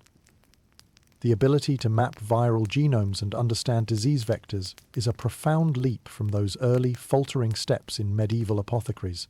Historians often explore how these advances underline an enduring narrative of progress, a lineage of ever-advancing understanding that improves public health infrastructures. They consider how past experiences were pivotal in transforming reaction into prevention, shaping a world where intercontinental collaboration supports the global health community. The international health regulations, for example, codify measures that once haphazardly evolved amid the chaos of past pandemics. Culturally, the legacy of the Black Death persists, nurturing a societal awareness that informs behaviors and expectations. The phrase "flatten the curve" becomes symbolic of collective efforts during pandemics, highlighting how societal memory can guide communal actions. This consciousness is entwined with ethics surrounding access to care, distribution of vaccines, and the balance between personal freedom and community welfare. Debates that echo the moral questions of past health crises. Screening processes at borders, the meticulous tracking of potential epidemics, and international agreements reflect humanity's ongoing dance with microbes. An intricate balance of vigilance and adaptation, trust and innovation. Society remains alert and communicative, sharing findings and responses through networks unimaginable in earlier times, yet kindred in spirit to past collaborative endeavours during times of crisis. The legacy of the Black Death, although sombre, is not one of loss alone, but of gained wisdom. As you explore this conduit between history and present-day practices, observe how the learnings of the past shape adaptable futures. Humanity's narrative is one of hopeful progression, where each advancement offers a shield against the uncertainty that once gripped entire continents in fear. Finally, as you stand amidst the intersection of past and future, embrace the understanding that history is not simply a record of what has been, but a guide to what will be. Within the story of the Black Death lies a testament to resilience, an enduring beacon illuminating the paths of healing, advancement, and preparedness, a legacy in constant conversation with the world, ready to meet challenges with informed confidence and collective cooperation. As you reach the crescendo of this journey through time, you arrive at the confluence of past lessons and future possibilities, where the resilience nurtured through the trials of the Black Death continues to echo within the human spirit. History, like a wise mentor, offers both caution and inspiration, teaching us that survival is not merely about enduring adversity, but about evolving and thriving in its wake. In the quiet moments of reflection, consider the stories interwoven through these centuries, the narratives of individuals and communities who, despite overwhelming odds, navigated the tempestuous seas of uncertainty. Each tale is a testament to courage and adaptability, a reminder of the indomitable human will that rises from the ashes of tribulation to carve new paths forward. You find yourself standing in the present, a world brimming with complexity, yet infused with the hope and determination inherited from those who came before. The past has provided a compass, a guiding light illuminating strategies to combat contemporary challenges with foresight and ingenuity. From the strength of ancient quarantines to the intricate dance of modern epidemiology, every lesson learned is a brick in the edifice of human resilience. Yet, as history flows seamlessly into our present narrative, it is important to acknowledge the ongoing scholarly debates that keep its legacy alive and relevant. Scholars continue to explore whether the Black Death was a necessary catalyst for the enormous strides in medical and social reform that followed, or a tragic detour that tested humanity's limits. These discussions animate our understanding, encouraging us to engage actively with our past. As the vibrant threads of history draw to a gentle close, picture yourself enveloped in the comforting embrace of reflection, a serene pause where past and present converge, whispering softly of tomorrow's promise. The world continues its ceaseless dance, as each generation builds upon the stories and insights of yesteryear, weaving them into the fabric of future possibilities. Allow the echoes of resilience and perseverance to cradle you in a calming tableau, where the shadows of history give way to a tranquil horizon. Inhale deeply, and let the lessons of those who face the Black Death inspire a quiet confidence within you. Embrace the knowledge that even the darkest chapters hold the seeds of rebirth, nurturing growth and understanding that spans ages. Take solace in the quiet continuity of life's journey, a testament to the power of the human spirit, ever questing, learning and evolving. As you drift further into this abiding serenity, let the profound wisdom of history guide your dreams, illuminating paths yet untrodden and horizons yet to be discovered. In this moment of gentle repose, acknowledge the timeless truth that within each step we take forward lies the legacy of those who walked before us, weaving a shared destiny that beckons with the radiant possibility of unity, compassion, and hope. So let the past stories carry you softly into the depths of restful reflection, serenading your thoughts with the soothing hum of existence's ageless melody. Greater than, greater than, greater than, end of script. Sweet dreams.